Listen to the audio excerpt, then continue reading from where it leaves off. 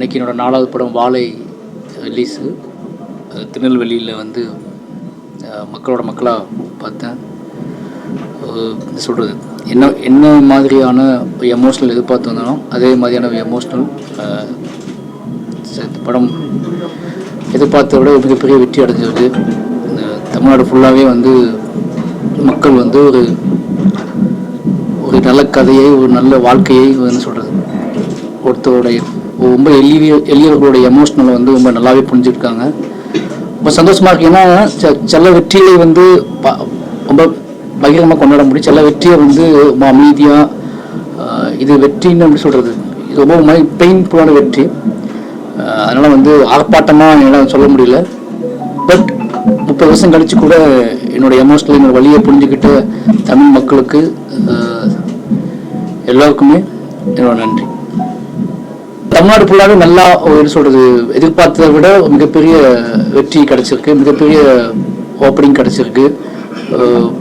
Screen increase பண்ணுறாங்கன்னு சொல்கிறாங்க, பெரிய ஸ்க்ரீனுக்குலாம் மாறுதுன்னு சொல்கிறாங்க. என்ன சொல்கிறது, வர ரிப்போர்ட் எல்லாமே வந்து ரொம்ப எமோஷ்னலியாக வருது, ரொம்ப ரொம்ப நெருக்கமான ஒரு உணர்வாக கடத்துகிறாங்க. நிச்சயமாக இது வந்து ஒரு நல்ல என்ன சொல்ற நல்ல நோக்கங்களும் நல்ல மனிதர்களோட கதைகளும் எளியவர்களோட வழியும் என்றைக்குமே தோக்காது. அதை கடந்தும் என்னைக்காவது ஒரு நாள் அதோட வெற்றியை அடைஞ்சே தீரும் அப்படிங்கிறதுக்கு வாழை உதாரணம். ரொம்ப நெருக்கமான மனிதர்கள்கிட்ட மட்டும் நான் நேசித்த ரொம்ப நெருக்கமான மனிதர்கிட்ட மட்டுமே நான் வந்து ஒரு ரொம்ப லோன்லியாக இருக்கும்போது நான் அப்பப்போ சொல்லிக்குவேன் அந்த கதையை. இதுதான் என் வாழ்க்கை, இதுதான் என்னோட வேவ், இங்கே இருந்தால் நான் கிளம்பி வந்தேன் அப்படிங்கிறத நான் வந்து சொல்லிக்கிட்டே இருப்பேன். பட் அதை வச்சுக்கிட்டே ஒரு படம் பண்ணிக்கிட்டு இருந்தேன். பட் எனக்கு கரெக்டாக நான் ஒரு லேண்டிங் ஆனதுக்கப்புறம், நான் ஒரு ஸ்டாண்ட் ஆனதுக்கப்புறம் இந்த படம் பண்ணணும், இதை ஓடாத தாண்டி பண்ணணும்னு நினச்சேன். ஆனால் நான் நினச்சதையே தவிடுபொடியாக்கி மக்கள் வந்து அது எப்படி இருந்தாலும் அது ரொம்ப உண்மையாக எடுக்கப்பட்டிருந்தா அதை கொண்டாடுறதுக்கு மக்கள் தயாராக இருக்காங்க அப்படிங்கிறத இந்த வெற்றி மூலமாக நான் புரிஞ்சுக்கிறேன்.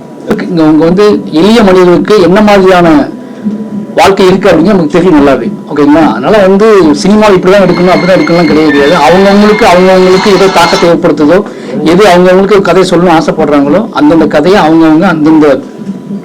உணர்வுபூர்வமாக சொல்கிறாங்க. அது யாராக இருந்தாலும் சரி, அந்த கதைக்குள்ள உண்மை இருக்கும் பட்சத்தை மக்களை சென்றடையும்.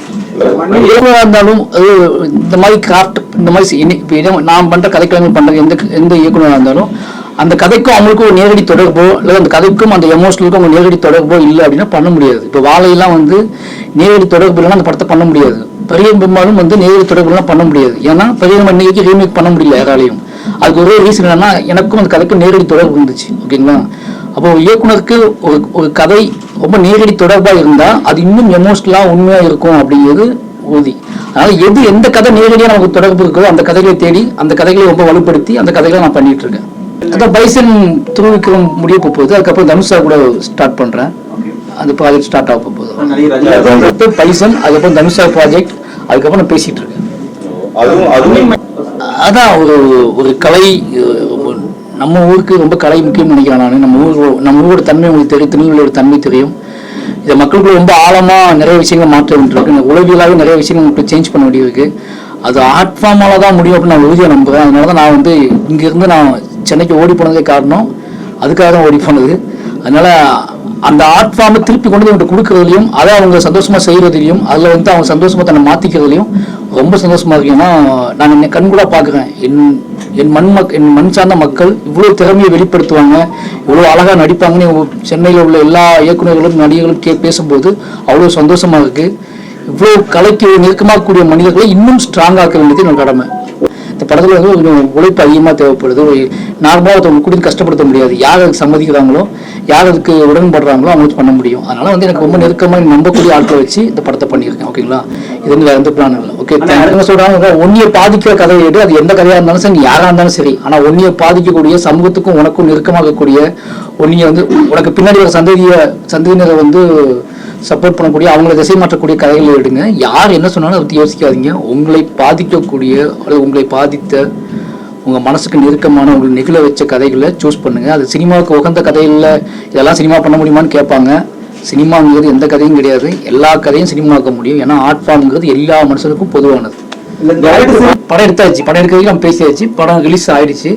அவங்களோட நடிப்பை வந்து நான் பேசிட்டே தான் இருக்கேன். அவன் நடிப்பை பொதுமக்கள் பேச ஆரம்பிப்பாங்க, படம் பார்த்தவர்கள் பேசுவாங்க, அதுக்கப்புறம் நான் ஃபைனலி தான் பேசுவேன். படத்தை பத்தி ஒரு கமெண்ட் கொடுத்துருக்காங்க, நல்லா இருக்கு அப்படிங்கிற மாதிரி. அதை பத்தி என்ன ஒண்ணுமே விஷுவல் பயங்கரமா அவ கிஸ் பண்ண விஷுவல் அப்போ வந்துருச்சு, நெட்ல வந்துருச்சு, அவ அப்படின்னு விஷயம் வந்துருச்சு. இல்லை என்ன சொல்றேன் அவரும் சொல்ல முடியாம போனா நானும் அந்த உணர்ச்சி சொல்ல முடியாம தான் இருக்கு. எனக்கு அது பயங்கரமான உணர்ச்சி. ஓகேங்களா, 2 பேரும் பேசிக்கவே இல்லை, இப்போ வரைக்கும் பேசிக்கல. அந்த வீடியோ நீங்க என்ன பாத்துறீங்களோ அது மட்டும் தான் நடந்துச்சு. அதுக்கு என்ன மாதிரியான ஃபீல், அதுக்கு என்ன மாதிரியான எமோஷனல் அப்படின்னு நீங்க தான் புரிஞ்சுக்கணும். நானும் ஒரு வார்த்தை பேசல, அவரும் ஒரு வார்த்தை பேசல.